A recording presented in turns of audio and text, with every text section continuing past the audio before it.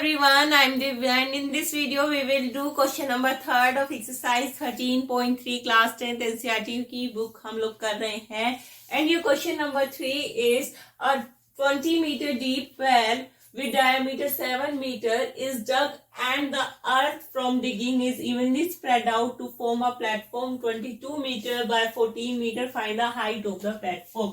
तो वो बोल रहे हैं कि एक वेल डिग आउट किया गया है, यानी आपको पता है वेल की शेप क्या होती है?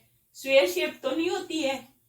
अगर जो बच्चे का अपना बेसिक नॉलेज लगाएगा तो उसे पता होगा कि जो वेल होती है उसकी शेप होती है सिलेंड्रिकल, और उन्होंने बोला कि उस सिलेंड्रिकल शेप की जो रेडियस है वो है 7 मीटर एंड जो उसका हाइट है that is 20 metre.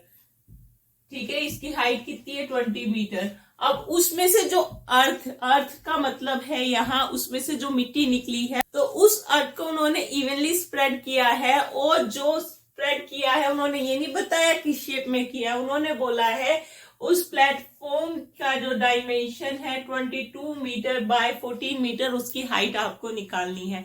It means उन्होंने लेंथ एंड ब्रेथ आपको बोली है और हाइट आपको निकालनी है।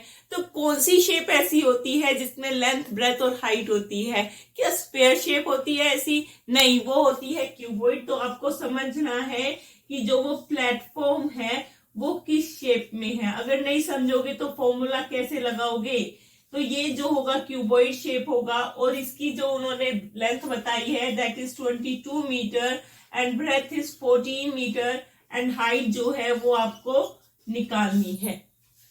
ठीक है, तो अगर ध्यान से समझे तो ये बात क्लियर है कि जो मिट्टी इस सिलेंडर में से निकाली है उतनी ही मिट्टी इस क्यूबॉइड को, इस प्लेटफॉर्म को बनाने के लिए यूज की गई है। It means volume of this cylinder is equal to the volume of this cuboid. यही है, दोनों को इक्वल रख देते हैं, एच की वैल्यू आ जाएगी। तो क्या है? वॉल्यूम ऑफ सिलेंडर, या you can say that, cylinder लिखने के बजाय आप लिखेंगे कि volume of well is equal to volume of platform.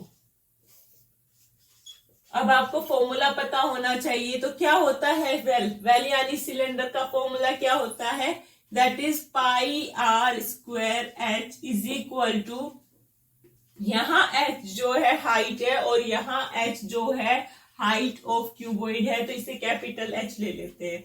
And volume of platform it is in the form of cuboid. So volume of the cuboid is equal to length into breadth into height. Length is into breadth into height. Height is capital H. तो value put करते हैं। हमें exercise में starting में ही बोला है कि जब तक हमें पाई की वैल्यू नहीं बोली जाए हमें लेनी है 22/7 and r is equal to r, ये डायामीटर है तो रेडियस क्या हो जाएगा? 7/2 हो जाएगा हमारा radius, and that is 7/2 multiply by 7/2 और height is 20 meter is equal to length कितनी है हमारी? 22, ब्रेथ है हमारी 14 और हाइट हमें निकालनी है। तो कैंसिल आउट करते हैं, 11 11 7 1 7 7 7 एंड 2 10 जा 20।